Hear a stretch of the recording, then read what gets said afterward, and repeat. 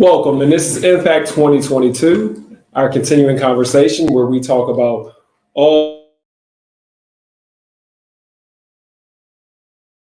who has been here before knows at Impact 2022. We pride ourselves in having a continuing conversation. So if you have comments that you would like to put into the conversation, please feel free to put them into the comment section. If you have any questions that you want to put in, please feel free to put those in as well. As always, we say that we jump right into the conversation. And just as any other week, we hop right into it. But before we really get into the convo portion, I do want to address what we talked about last week. And last week we spoke on Kanye West. And we spoke on whether or not, as a society, especially the hip hop community, the urban community, whatever you want to call that, a group that kind of is in his realm, the hip hop, rap, whatever. Are we enabling somebody who's having a breakdown, or enabling somebody who may be doing some tragic or just hateful things with their words, destructive things with their words, and has gone down a bad path, and where we help push that person that way? Well, since then, he's, as early as today, he's lost a bunch of endorsements.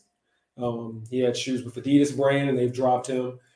He had clothes, apparel with Gap, and they dropped him. He had some sports stars who he had a company that was managing some of their aspirational goals outside of their sport. And those famous sports stars made statements and have dropped him as well. And so it shows that there has been a swift response. I guess people realize, or not realize, but come to the conclusion that they may be doing more harm than good by aligning with somebody who continuously and unapologetically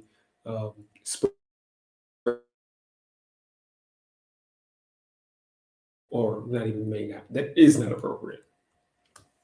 All right. Well, what we're jumping in today, though, with that update, is a whole nother topic.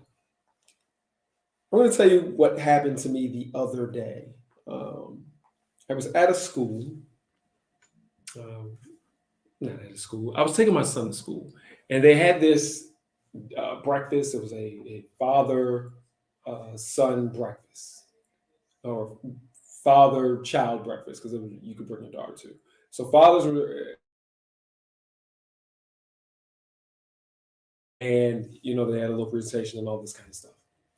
While we were there, people were asked to introduce themselves and say a little something about their child or their children. And people were going around saying, "Yeah, my name is such and such. Here's my child, Leroy, and Leroy is great. He takes care of his siblings and blah blah blah blah blah." Well, I heard someone got up and they said, "Well, yeah, here's my son. He's a student athlete, and he does such and such." And I thought, man, that's a little weird. Elementary school now. These kids are like 5, 6, maybe 10, maybe. At the particular function I was at, 10 was probably the oldest kid I've seen. And so I thought nothing of it. I was like, man, that's weird that you call your kid a student athlete. Man, you in elementary school, you ain't doing that. Then another father, and it went on for about 5 or 6 different fathers got up and introduced their children as student athletes. Now, I don't know, because that was one of the big things they were talking about. Yeah, he has to go, he comes home, or she comes home after school, and then they go off to soccer practice. And I'm so proud of them because they can able to juggle all this and blah, blah, blah, blah. I don't know what these guys think a student athlete is. Student athlete is a designation given at a college level, collegiate level, and sometimes a high school level, where somebody has dual purpose in the organization, where they are a student at the school and also play the sport for the school. Now, at the elementary school level, there's no kids out here playing sports because the schools don't have organized sports. You have to go directly. So it's not a student athlete. You're the same thing as me going to a college and then playing at the Y. That's not a student athlete. That's just some guy who plays sports at the Y after school. But it was important to them to label their kid a student athlete. Don't worry, I'm going to get to why this makes sense and is important.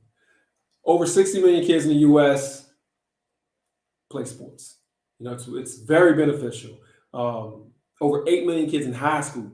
That's when it gets a little bit real, because playing sports at the other level, that's different, rec league and all that. High school, it gets kind of competitive. It gets real. You got to try out a lot of places. You can get cut. 8 million people, and they pressed upon why sports are so important. And I'm a believer in kids playing sports. Definitely am.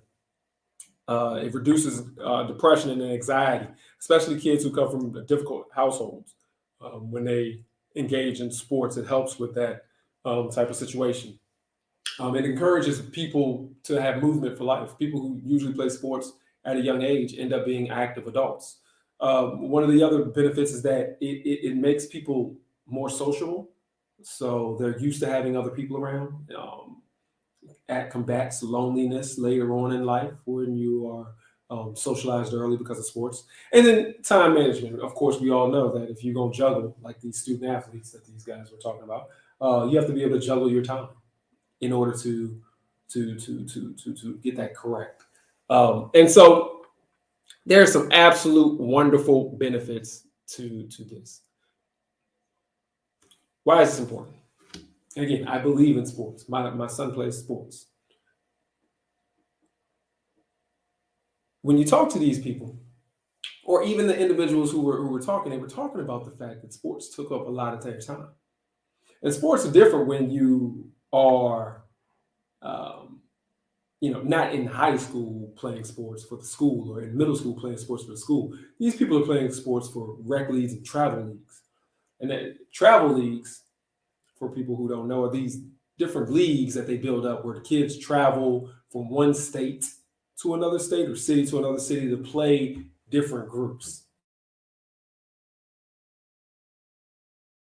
Most of the parents that I speak with, every weekend they are packing up their cars and going somewhere to go play a sport. Ironically, in a lot of the the things, one guy was telling me he can't we're in Virginia. He couldn't count how many times he had to take his kids to North Carolina. You're going 4, 5, 6 hours away to play in a tournament, and all you did was play kids from Virginia. Not even just from Virginia, from the same city that he was in. He was like, why did I go all the way down here to play the same people who was back there? And it's a money thing. It's a whole big racket. But the point is, every weekend they're gone. Every weekend they're dedicated to this sport. And so because of that, there is a lack of opportunities to do other things. And so as much as it has its good values, again, depression, anxiety, time management, being able to encourage you to be more sociable and also have your movement in life, it does restrict you from being able to do some other things. One of the things that we've been talking about over the time that we've been here is, and we've touched on it a couple of times just directly in the show, is participation in church. And participation in church, especially from the young. And that's where the focus comes to. When you have parents, I think, who are using the term, and again, I don't have anything wrong or specifically against the term student athlete. But when you have somebody who has a elementary school kid that they're already considering a student athlete, and you're already traveling around and doing these things, that is taking up a significant amount of your time, and you don't have an ability to do some other things. And we're saying, well, what's important? Important is being a student athlete. Not that they stood up and said their child was a good citizen, not that their child was a great person, even though they did say that afterwards. But the first thing that they said was, my child is a student athlete, a term that doesn't even apply to them.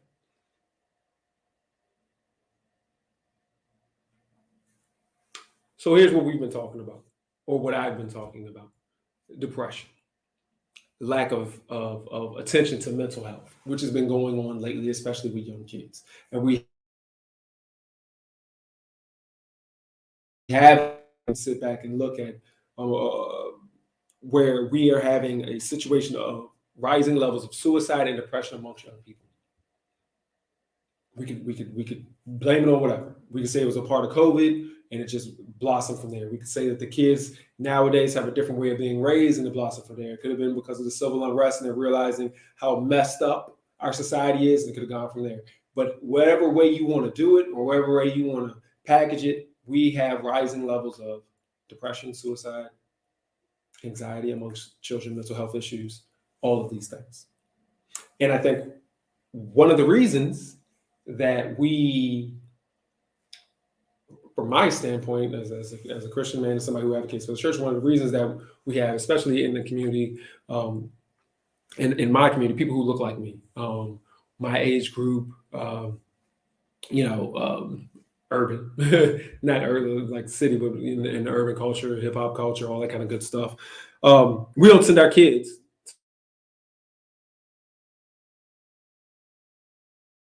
be a student athlete and go from city to city to city on the weekends playing sports. And not this, again, sports are great. I don't know why you need to take your child from up and down the East Coast every weekend to play sports. That the crop of kids who play these sports is so different. I don't know why it's so appetizing to be in a travel league. There are plenty of local, regional sports teams and pretty much most sports that you can play against. So I'm not really sure why the appetite is there so strong for people to do these things nowadays. But I do know that it takes up your Saturday, it takes up your Sunday, and it takes away an opportunity to go to church. Why am I big on the church? Because when we talk about depression, when we talk about anxiety, when we talk about mental health, one of the things that I have pushed and one of the things that we've come to a conclusion on, even on this program, is that one of what helps is when it all comes down and you have that moment or moments where no one is there to help you. If you have been brought up in the church, you have that opportunity to call on the name of the Lord. How many times has prayer saved? People aren't always there. There's not always going to be somebody there to talk to you or stop you in the moment when you're in that bad space. But how many times have people been able to pray in that moment and give that pause and maybe have saved their life? How many times we talk about the tools that sports are going to give you going on in life, social ability and other things like that. How many people have gotten those same tools, if not better tools, from the church? And so as parents, as guardians, as people who are over their children, I believe that you need to send your child to church, but you can't do that if you live in New York, but on Sunday morning you're in North Carolina, or you're in Oklahoma, or you're in Florida, or you're moving here and there every single week, and you can't build a relationship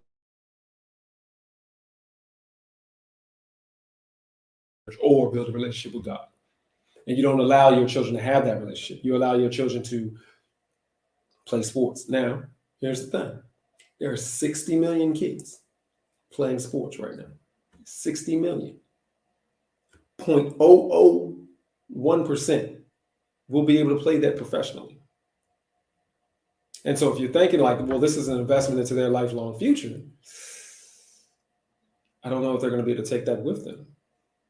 And so while you're doing that, something that may peter out in middle school, high school, college, most likely, unless you're the 0.001%, you could be giving them a lifelong lesson and a lifelong tool and a lifelong love of Jesus Christ. And so that's do our group, our people have an over obsession with sports? Well, because the value, as much as the value, as I named off some of the things that are there, the value is just not that big. I mean, the depression and anxiety is huge. Let me not underplay that. Being able to be socialized, you can get that other places than sports.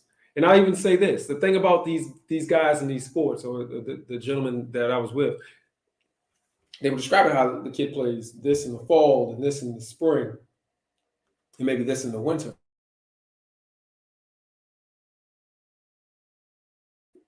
You know, when I grew up, I played sports. I played baseball, but I also was in Cub Scouts and Boy Scouts, which I'm a big advocate of. And the difference is, sports are going to teach you what sports is going to teach you. If I play baseball, I'm going to learn how to hit that ball. I'm going to learn how to run them bases. I'm going to learn how to catch. And so I'll get those social skills. I'll learn about being a good teammate and dealing with that. You in something like Scouts, then you're able to learn about camping. You're able to learn about life skills. There's a home ec component. Then you learn about building things. There, you learn about taking care of pets. You learn about volunteering. There's a breadth there of things to learn about, not just how to do one particular thing. And so when you're doing these sports, and then you can't do music, you can't do any of the other stuff, art, anything. You only can do sports.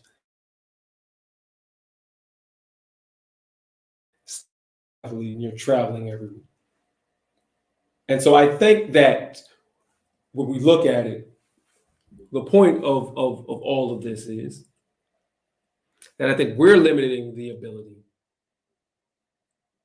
our obsession as parents, our obsession as just people, sometimes with sports. And I love sports. Like, don't get it twisted. I am a sports fan. I'm going to, when I leave here tomorrow, I'll be watching sports. And the next day after that, I'll be watching sports. Thursday night football and baseball when the World Series starts on Friday. I'm going to be all in. But our over obsession with it, I think, has limited our ability to give our children the tools that they need to survive.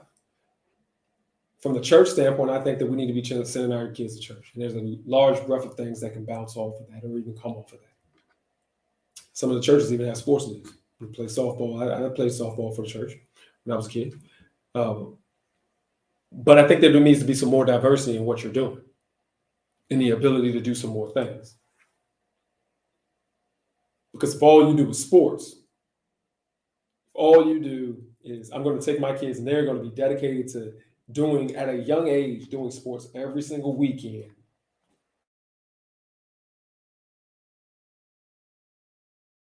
A student athlete in elementary school, then I think you're going to be limited from a lot of other opportunities and things to do.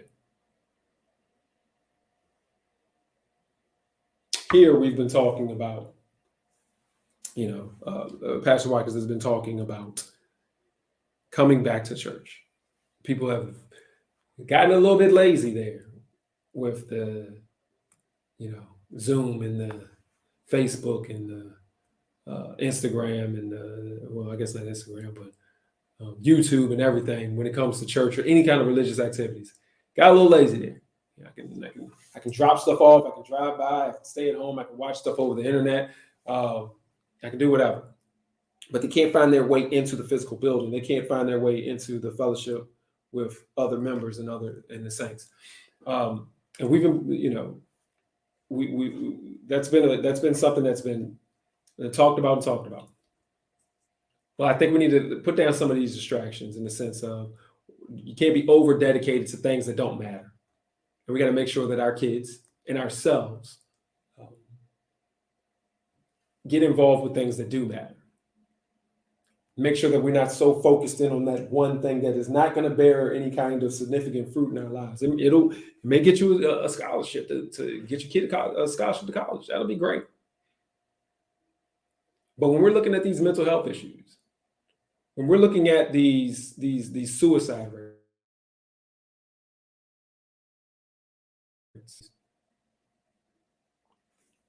it's not sports that's helping us out, because 60 million kids are doing sports.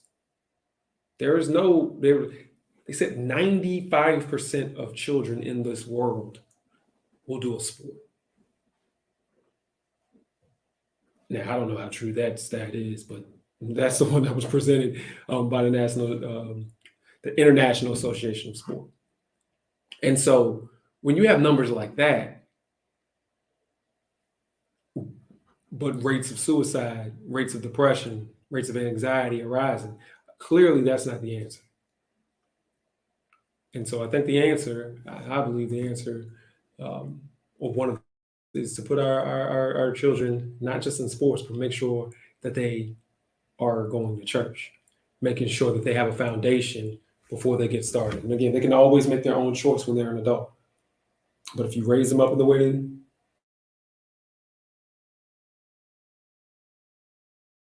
an introduction to faith, get an introduction to God, they can make their decision.